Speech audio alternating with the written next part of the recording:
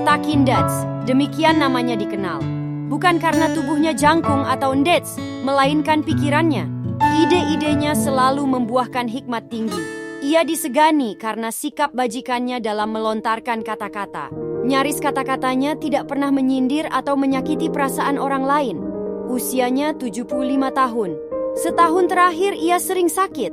Pertaki tahu kalau ajalnya semakin dekat. Dari mana ia bisa terawang entahlah, namanya juga orang bijak. Anaknya ada 3 orang, semuanya laki-laki dan masih jomblo. Demikian sebutan karena mereka belum bertemu jodoh. Ketiga anak ini tidak sebijak ayahnya, bahkan terkesan ceroboh dan ambisius. Mereka tidak meneladani orang tua. Mereka belum sempat belajar banyak dari hikmah ayahnya. Padahal ayah mereka memang benar meninggal pertengahan tahun itu. Sebenarnya bukan itu perkaranya adalah Pertaki mempunyai 1 cincin wasiat. Perhiasan emas itu mesti diwariskan. Cincin itu adalah warisan temurun keluarga Pertaki. Antik, mahal, bertuah, unik dan sudah pasti menjadi rebutan. Demikian cincin ini melahirkan persaingan ketat ketiga anak-anaknya. Mayat Pertaki belum dingin dikubur, tapi hati ketiga anaknya sudah panas berburu warisan tunggal itu. Cincin, ya cincin, itu isi otak mereka. Masing-masing sudah mengemas rencana licik. Jauh-jauh hari Pertaki sudah mengetahui ambisi ketiga anaknya. Sebagai orang bijak, ia tidak mau cincin istimewa itu kelak menjadi biang pertumpahan darah keturunannya. Rupanya, sebelum meninggal, Pertaki telah menempah pula 2 cincin tiruan yang amat serupa dengan cincin asal. Dari kualitas dan kemiripannya dapat ditebak bahwa itu benar-benar buatan ahli. Sepulang dari pemakaman, ketiga anaknya telah berada di kamar mendiang ayahnya hendak membuka peti harta ayahnya. Siasat Pertaki benar-benar ampuh. Ketiga pemuda itu menemukan 3 cincin emas tidak terbedakan. Sama sekali tidak terbedakan. Masing-masing mendapat 1 cincin tanpa perebutan lagi. Berebut juga percuma tentunya. Persoalan baru muncul.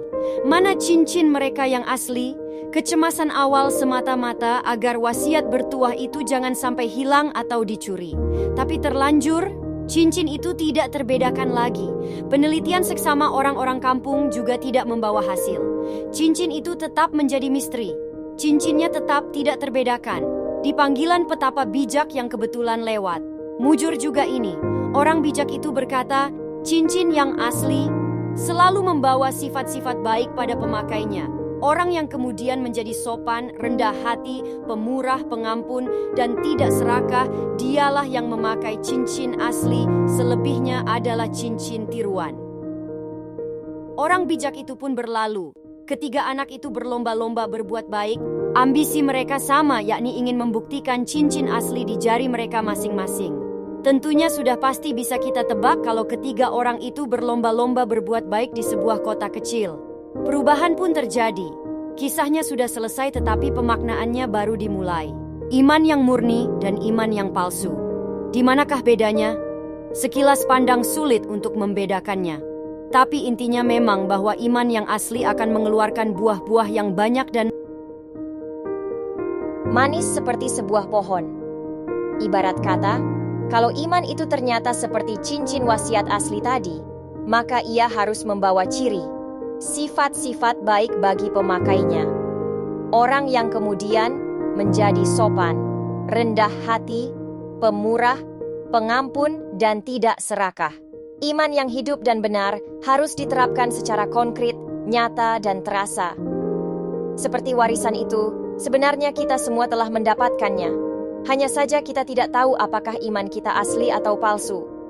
Bolehlah masing-masing mengatakan bahwa imannya asli atau original, tapi kebenarannya hanya terbukti melalui perangai yang kelihatan sehari-hari.